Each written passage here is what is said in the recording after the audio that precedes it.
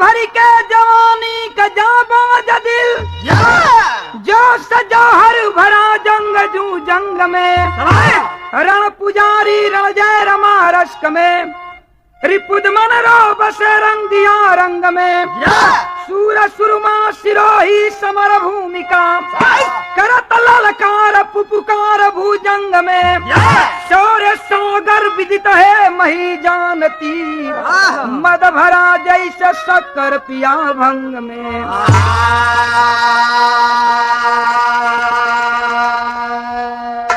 ये एक थे वीर रस के गाना हम गावत बनी। आ यहाँ एक लाइन कव्वाली के टुकड़ा दिहल बा। कवन कव्वाली के टुकड़ा बा भैया?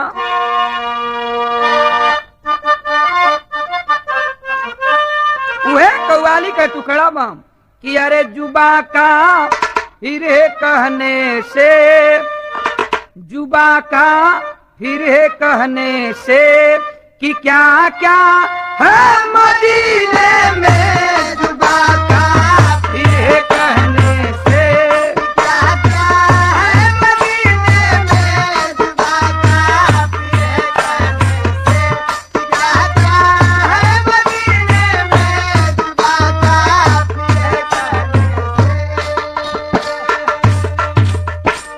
जुबा का फिर है कहने से कि क्या क्या है मदीने में, कि क्या क्या है मदीने में, कि क्या क्या है मदीने में।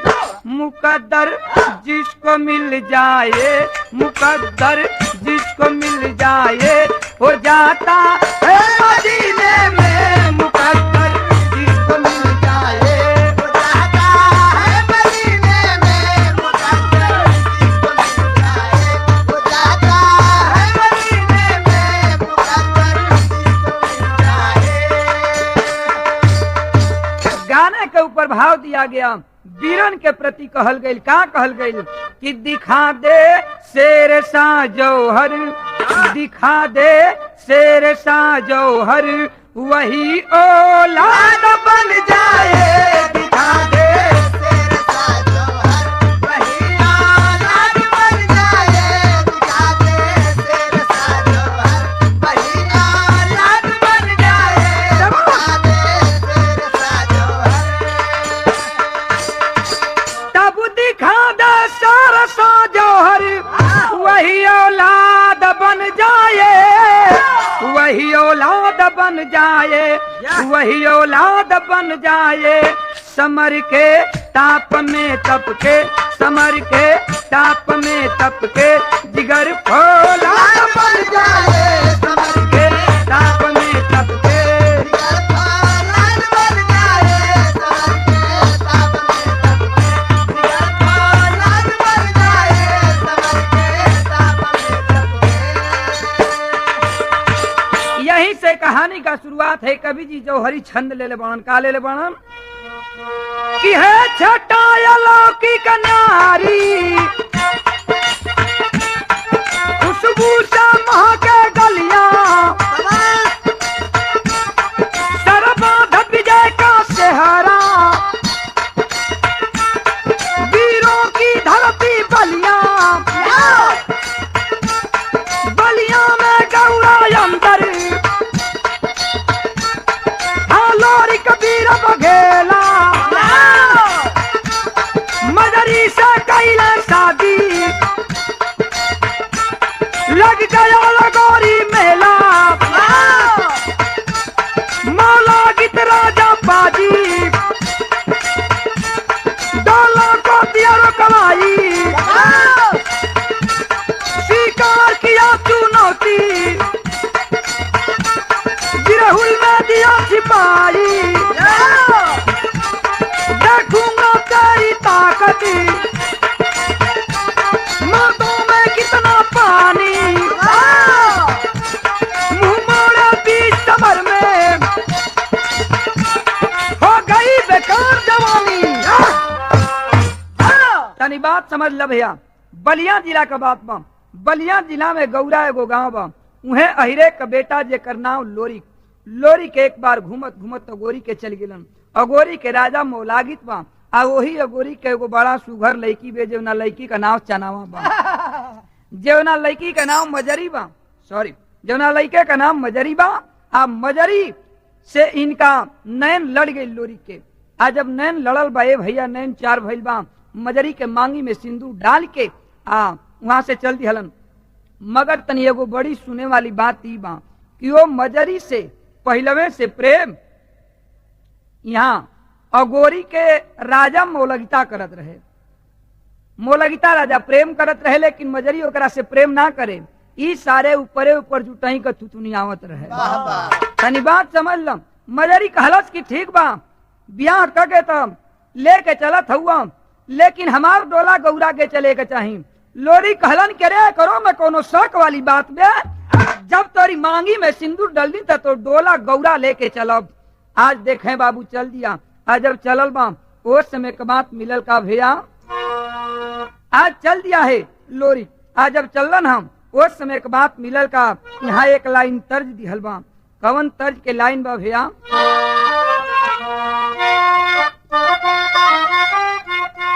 फिल्म का नाम बा दिल तेरा आशिक।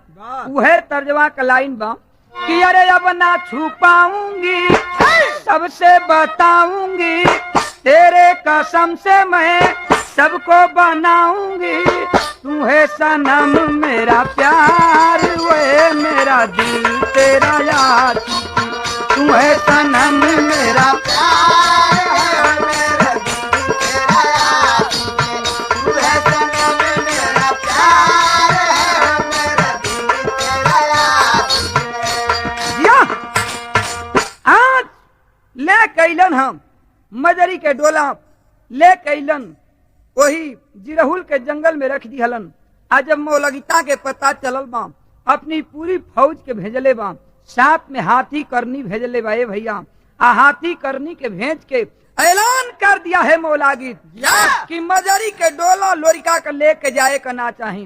कैसो मजरी के डोला चली आवे अगोरी में। ए बाबू वो समय एक तरफ पूरी मोलागित का फौज बा, हाथी करनी बे, एक तरफ लोरिक है। नतीजा निकलल का जिरहुल के जंगल में कहना बाटे कि अरे लोरिक तूफान किया, अब लोरिक तूफान किया, सीना उतान किया, जंगी बनल बाजू झार हो जंगे मैदानवा। जंगी बनल बाजू झार हो जंगे मैदानवा। जंगी बनल बाजू झार हो जंगे मैदानवा। लोरिक तूफान किया, सीना उतान किया, सीना उतान किया, सीना उतान किया, जंगी बनल बाजू झार हो जंगे मैदानवा। जंगी बनल बाजू झार हो जंगे मैदानवा। कि मौला गीत बल खाया है, मौला गीत बल खाया है, मौला गीत बल खाया है। हाथी करनी पठाया है, हाथी करनी पठाया है, हाथी करनी पठाया है। अरे मारा चोट करारा, धरनी गिरा बिचारा। मारा चोट करारा, धरनी गिरा बिचारा। मारा चोट करारा, धरनी गिरा बिचारा। पानी उतार दिया, सबको पछाड़ दिया, पानी उतार दिया, सबको पछाड़ दिया। जंगी बनल बाजू झार हो जंगे मैदानवा। जंगी बनल बाजू झार हो जंगे मैदानवा। जंगी बनल बाजू झार हो जंगे मैदानवा। आज देखें जब पता चलल बा, आज हाथी करनी आइल बे बाबू। एक तरफ हाथी करनी बे, मोलागित का पूरी फौज बा, एक तरफ लोरी खवन। जिरहुल के जंगल में लड़ाई छिड़ल बा। एक कटार लोरिक मरलन हम, हाथी करनी का धड़ अलग सड़ अलग। आखिर बाबू जब मोलगिता के पता चलल कि हाथी करनी भी मरा गई, फिर देखें मंत्री को बुलाया है। मंत्री बताया है कि आप राज में एगो रंपा भाट बा, रंपा भाट के बुलावा, उहे मजरी के डोला ले आ सकत बा। आखिर रंपा भाट चलल बा, जिरहुल के जंगल में आ करके ललकार करके रंपा भाट बोला है कि तूफान भरा था हृदय बीच, अरे तूफान भरा था हृदय बीच, झुंकार भरा मन हरस गई। क्या लड़ेगा यह मच्छर हमसे, लोरी को देख के तरस गई। बुद्धि विवेक का परिचय दे, बुद्धि विवेक का परिचय दे, बेत कटवा बेअसर भइल। पीछे से यहिरे का हाथ पड़ल, भटवा धरती पर ए लोरी कहलन के भैया रंपा तू आयल हुआ कहाँ करे। रंपा कहलस कि हम मजरी के डोला ले जाए आयल हैं। कहलन की ले जा, कोनो इतराज ना बा, तनी एक बोझा हमके बेच कटवा दा, बेतवे हम लेके बलिया चल जा, तू मजरी के डोला लेके चल जइहा। आपन रंपा भाट एक बोझा बेच कटले बा। कहलन लोरी की भैया तक थोड़े दूर पहुंचा दा, जहाँ डोलवा बार वहां तक चल चला। अरे वहां से हम डोला लेके चल जाओ, आ तू वहां से डोला तू लेके चली हा, हम बांस लेके अपन बेत लेके चल जा। आखिर रंपा भाट डोला के नजदीके गईल बा, आगे आगे रंपा भाट काखत जात बा, पीछे से लोरी जात हवन। जब डोला के नजदीके गईलन हम, एगो छरराहे बेत अहिरे का लइका खींचले बा लोरी, आ छरराहे बेत खींच के रंपा के चूतर पर दुई बेत, आ जब दुई बेत लगल बा रंपा धरती पर पसर गई। हाथ जोड़ के कहलस कि मोर भैया तीसर का बेत मत चलई है, अगर तीसर का बेत चला देवे तो हम मर जाब, हम जात के हई भाट लागे लगब। लोरी कहलन की भाट आखिर कैसो कैसो इज्जत बचा के वहां से रंपा भाट भाग गई बा। अब देखें बाबू नतीजा निकला क्या, बढ़ के दाम कि अरे विफल हुआ मूर्छे पर राजा, सोचे मंत्री के संग, जय कुनली का बेटा निर्मल जीत जाएगा जंग। मंत्री मौलागित को सलाह दिया है, राजा एक काम बा, आपका एक बहिन बे, जेवना बहिन का नाम जय कुनली बा, और जय कुनली का एक बेटवा बा, जेवनी बेटवा का नाम निर्मलवा बा। अगर निर्मलवा ये लड़ाई के मैदान में चली आई तो वह ऐसा वीर बा की मजरी के डोला लेके आ सकत बा। आज देखें बाबू मौलागित मामा अपने भैने निर्मल के यहाँ एक चिट्ठी लिखलन हम, और वो चिट्ठी में लिखलन का यह तर्ज बा,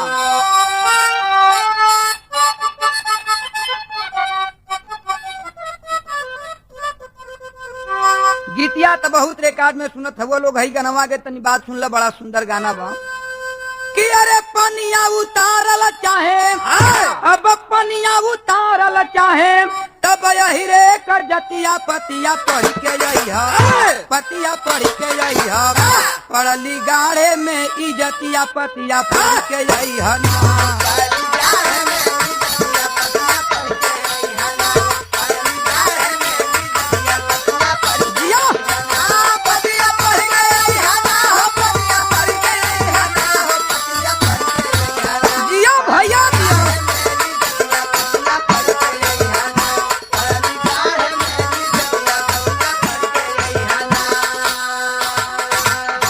क्रोधवा में लाल के न भावला गवानवा,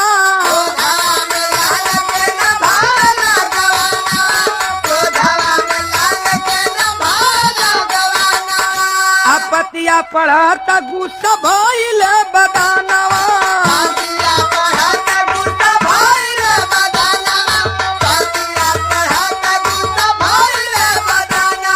अरे तब निको नहीं लागे तहिया, अब निको नहीं लागे तहिया, गवाना वाली रतिया पतिया पढ़ के जइहा, पतिया पढ़ के जइहा ना, पढ़ली गाढ़े में इजतिया पतिया पढ़ के जइहा ना।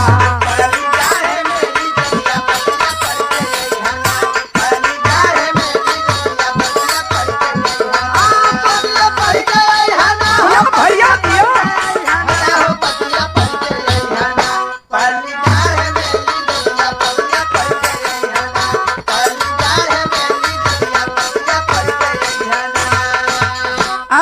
देखें निर्मल के जब चिट्ठी मिलल बा, बड़ी संजोग का बात बा कि निर्मल गौना करावे गईल बान। आ जब गौना करावे गईल बान, वही गौना के बारात में मौलागित मामा के पत्र मिलल बा। आज मौलागित मामा जब मौलागित मामा के चिट्ठी निर्मल पढ़लन हाँ, सोचे लगलन कि बाह बाह हई देखा आज मामा पर आफत पड़ल बा, कैसो कैसो गौना करौले बन, दुल्हन के घरवा भेज के अपने लड़ाई के मैदान में चलीलन। एहवर मजरी डोला में रोवत पिया, आंख से झरझर झरझर लोर चलत बा। लोरी के बोला के कहलस कि देखा सैया एगो काम कैदा सैया, आज तू चल जाए अपने घर। अरे जब डोला में हम बैठली त अचरे के खूंटा में जहर के पुड़िया बंधले रहली, जहर के पुड़िया बांध के लेले बानी। जहिया मौलगिता हमारी इज्जत लूटे लगी न, तहिया हम अचरे के खूंटा से जहर के पुड़िया खोलब, खा के मर जाब, लेकिन अपन इज्जत ना दे। तहार माई बाबू तहार रास्ता खोजत हुई, तू चल जा सैया, अपने देश के चल जा। लोरी कहलन के रे पागल, तू अब वहीं देखली कहवा, लड़ाई तैयार होई, हई तनी बता दे कि हई वीर कवन आवत बा। मजरी कहलस की एके तू जानत ना हुआ, एकरे नाव निर्मलवा बा, एके धरती पर मारे वाला केहू नहीं खे। लोरी माई दुर्गा के सुमिरलन हम, दुर्गा जी सामने आगे कहलिन कि बेटा आज एकरा से लड़ाई मत करी है, लड़ाई तो एकरा से काल होई, आज तोर साहित्य निक ना बा, आज एके कैसहू भेज दिए। देखें बाबू लोरी के तनी चलाकी के काम कैलन। आज जवन निर्मल अइलन ह, लोरी के एगो बात कहलन, का कहलन आ यहाँ वे तर्जवा का लाइन बाटे,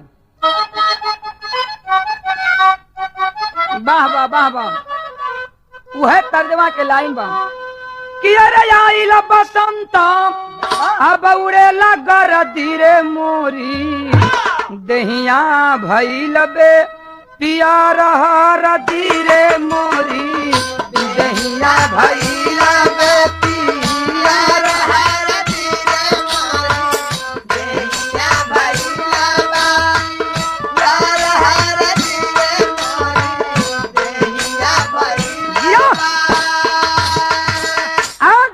निर्मलवा से एगो बात कहलन, का कहलन कि कवनी ताकत पर रजाऊ, अब कवनी ताकत पर रजाऊ, गुमान करे लहो अपने, बहिनी के बल पे तूफान करे लहो अपने।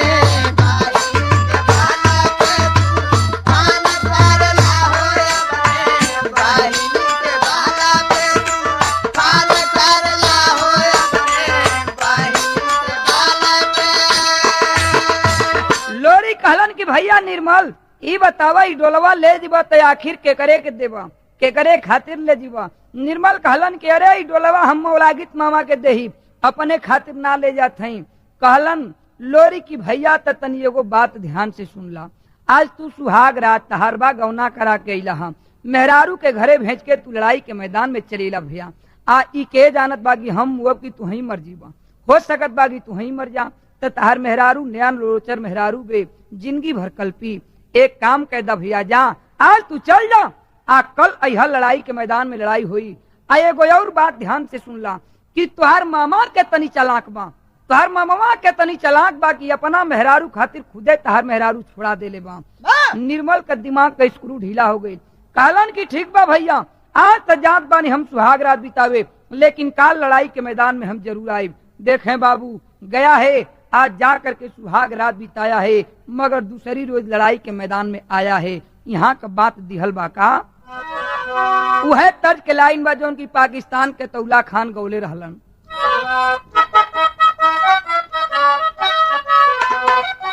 है तनी गनवा के बात समझला कि अरे लगा चोटहूरो में तूफान कर लिया, हो लगा चोटहूरो में तूफान कर लिया, आ लौट आया घर रत्ती दान कर लिया। लगा चोटहूरो में तूफान कर लिया, लौट आया घर रत्ती दान कर लिया। लगा चोटहूरो में तूफान कर लिया, लौट आया घर रत्ती दान कर लिया। आ होता ही सवेरे फुफकार चला जंग में, होता ही सवेरे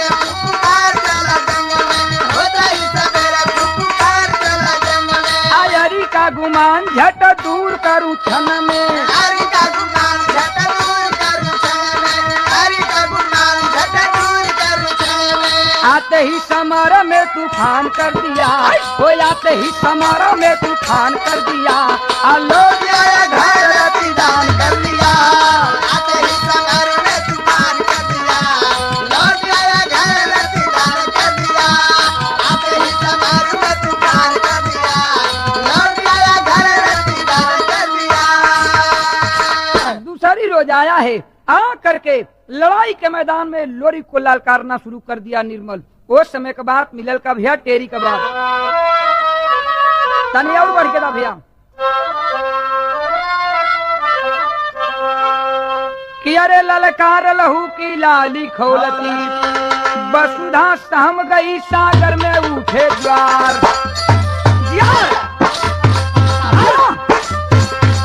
अरे वसुधा सहम गई सागर में उठे ज्वार, ललकार लहू की लाली खोलती।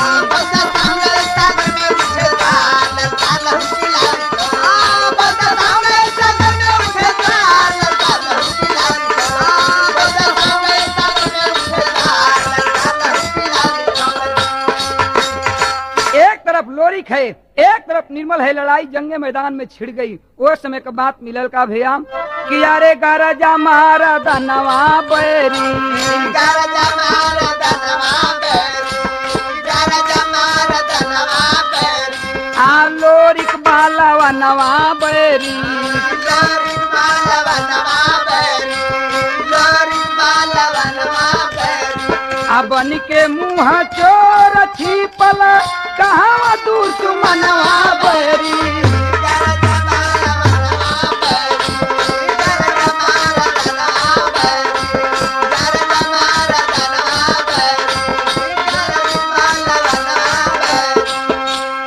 आज बात सामने आ गई बा, एक तरफ लोरी खवन एक तरफ निर्मल है।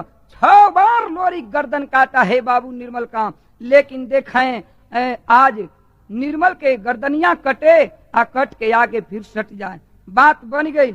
जब बात बन गई बा और समय के बात मिलल का भैया देखें दुर्गा जी फिर प्रकट भैलिन हम, आ दुर्गा जी प्रकट होके आज लोरी के सामने अलिन हम। लोरी कहलन कि माई कुछ समझ में ना आवत बा, 6 बार गर्दन कटले बानी, 6 बार गर्दन आके फिर जुट जात बा। दुर्गा जी गईलिन है आज अपने भाई इंद्रलोक में, ब्रह्मलोक में गईलिन हम। आज जब ब्रह्मलोक में गईलिन है तो ब्रह्मा जी एक ठे उपाय बतौलन, कहलन का कि अरे दुर्गा मुड़िया काटी के जब दबई बुधारती तहियारी जई है ना मुदाइया रे। तो बतौलन हम कि जाके लोरिका के कहू गर्दन काटो। आ जब लोरिका गर्दन काटी तू चट्टे दे अपनी जंघा में दबा लिहे, आ न जाई काशी के नगरी में, न ओकर गर्दन गंगा में स्नान करी न आके सटी। आज देखें दुर्गा जी चल दिली हम, लेकिन वो समय के बात मिलल का भैया सदर अला के बाव में कहना बा कि बैदा बतावे जेवन रोगी आके भावे, अरे मरे वाला पावे जैसे जिए के आधार। अब वैसे अगर आए चली दुर्गा भवनिया, आए हवर दोनों वीर लड़े लेके हथियार हो,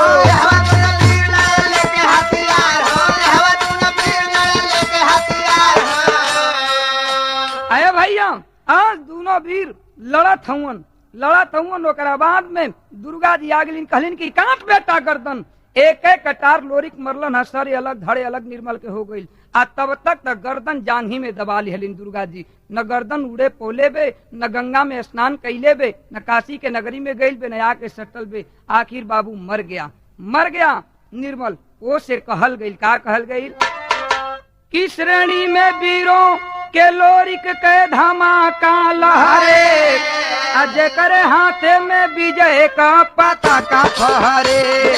हाथे में विजय का पताका फहरे, हाथे में विजय का पताका फहरे, ए पताका फहरे हो राम, पताका फहरे हो राम, पताका फहरे।